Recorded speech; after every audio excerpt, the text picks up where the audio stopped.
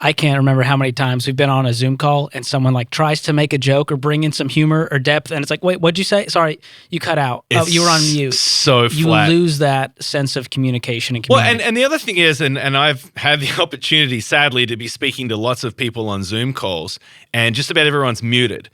So if you say something, you don't hear a single like if you say something that's funny or even something that's mildly funny, it's just a black hole. It's just like the death of the moment, and you just drown in that moment. The other interesting thing is that people don't feel the same obligation as they do when you're in the presence of someone to smile or to laugh or whatever. They're very, very content, just stoic, looking into the screen, or they're checking the email and you just don't realize that that's what they're doing. I love the quote, the biggest problem with communication is assuming that it's happened. And I feel like the same thing happens with community.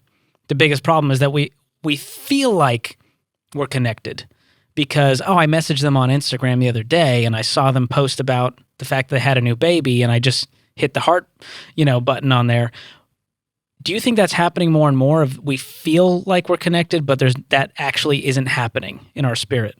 I think when we look back at this time in history one day, we're going to look at the great irony is that the people that you connect with on Facebook are called friends. Facebook friends. What a diminishment of what that term is supposed to be. I am Facebook friends with people that I've never met and I don't know anything about them. And I think that we have so devalued the term of friends.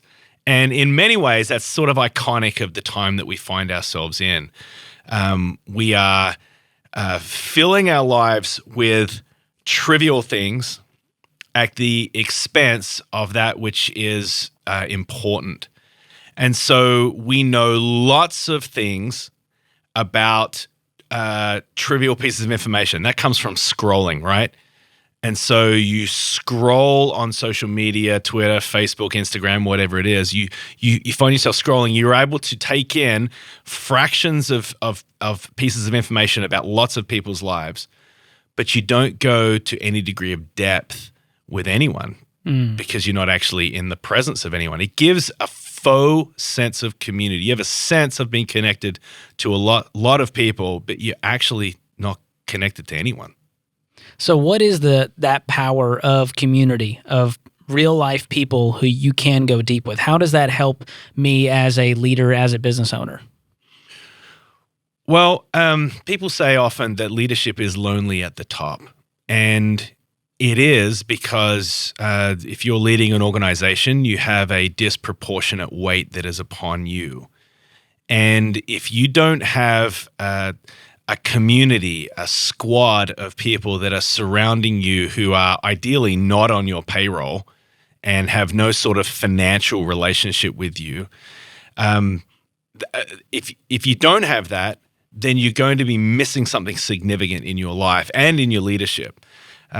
I heard someone say recently that we all have 3.7 blind spots, or on average, we have 3.7 blind spots. That is 3.7 things that the people around us know about us that we don't know about ourselves. And we don't know about them because they're called blind spots, right?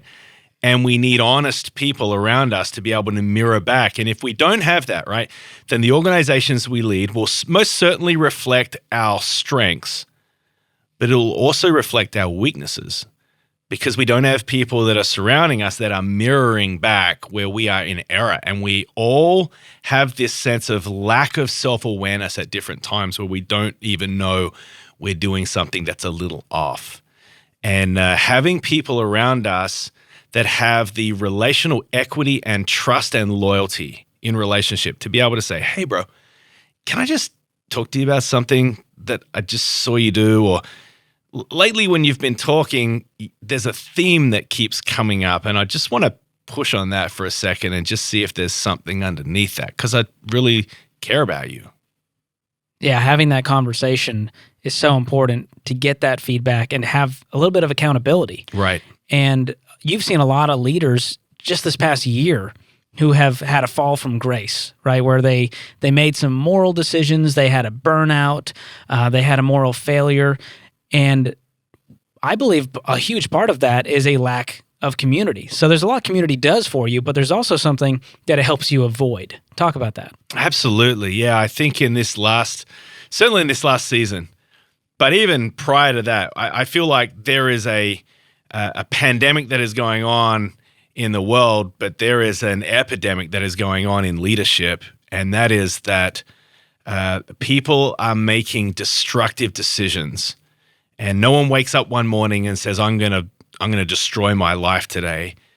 But there are some themes that are common among a lot of these leaders, and they are unknowingly making decisions that can ultimately lead them to a place of destruction or a lot of pain. And we've seen in this last era, we've seen our heroes and we've seen our friends make unthinkable decisions, and it has disqualified them from the organization that they have been leading. And there's a book that came out a year or two ago called Upstream, and the idea of this book is you get the whole book when you just read the introduction. And the introduction of the book goes that there's a bunch of people and they're playing by the side of a river, and they all of a sudden see a baby that is floating in the river, right? A live baby, and someone runs in and immediately grabs the baby and rescues this baby, right? And then a few minutes later, another baby is in the river, and they immediately go and grab that baby. And then a few minutes later, there's another baby that is in the river, and then all of a sudden, one guy just takes off running, and he's like, "What? Where are you going? We need to be rescuing these babies, you know?" And he goes, "I'm going upstream to find the guy that's throwing all these babies in the river." And this is what we're trying to do, right? We're trying to have the conversation about not just redemption when someone falls, but prevention. How do we go upstream? It's a little bit like that movie Minority Report. Did you ever see that movie where it was like pre-crime? It's not the thing we often talk about because it ends up being ultimately the thing that never happens. Yeah. And so it's difficult to measure, but we got to go upstream. We've got to be asking the question, like, how can we be preventing these leaders from making these terribly destructive decisions?